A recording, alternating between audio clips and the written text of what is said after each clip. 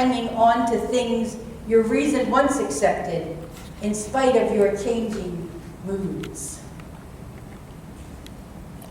It is faith which makes God's power and grace effective in our lives. Where there is no faith, God cannot get through.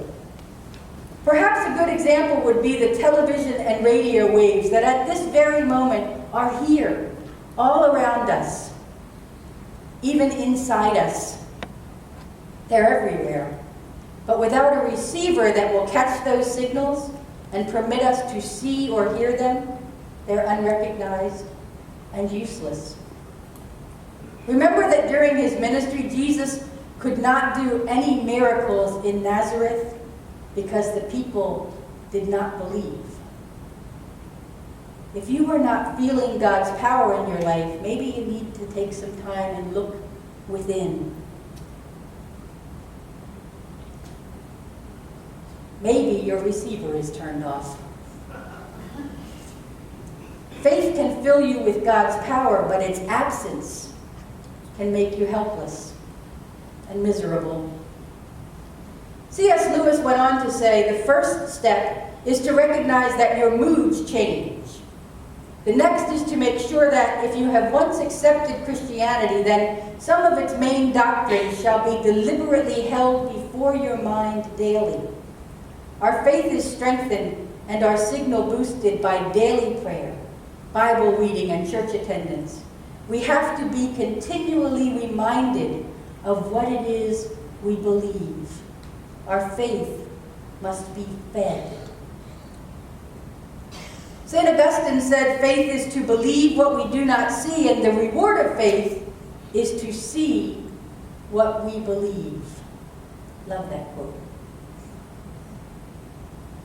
Faith is to believe what we do not see, and the reward of faith is to see what we believe.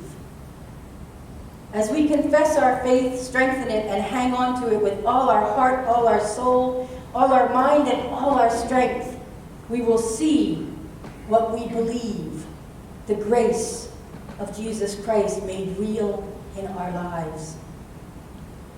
And while we are hanging on, there's a lot of work to be done. There are still hurting people who need our kind deeds and our healing touch. There are kids in trouble who need our support.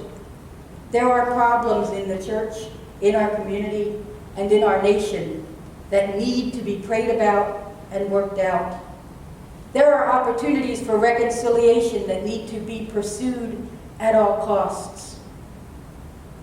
The truth is that often the best work is accomplished for Christ, not by Christians in the first fruits of their faith, but by Christians who are weary, who have struggled with faith, who have failed, and whose hearts feel like they are filled with sawdust at times. I debated whether or not to use this quote, and you're going to know why in a minute. But humorist Garrison Keillor has maybe returned to these words recently. The words that he wrote in We Are Still Married, in order to rebuild his own faith on his own journey. To know and to serve God, of course, is why we are here. A clear truth that, like the nose on your face, is near at hand and easily discernible, but can make you dizzy if you try to focus on it too hard. But a little faith will see you through. What else will do except faith in such a cynical, corrupt time? When the world goes temporarily to the dogs, cats must learn to be circumspect, walk on fences, sleep in trees, and have faith that all this woofing is not the last word. What keeps people faithful in these times? The memory of our triumphant beginnings and our early faith, the hope of the finish line, and the dogged perseverance that keeps us from giving up when the wind is blowing and the rain is falling and the sea is rough.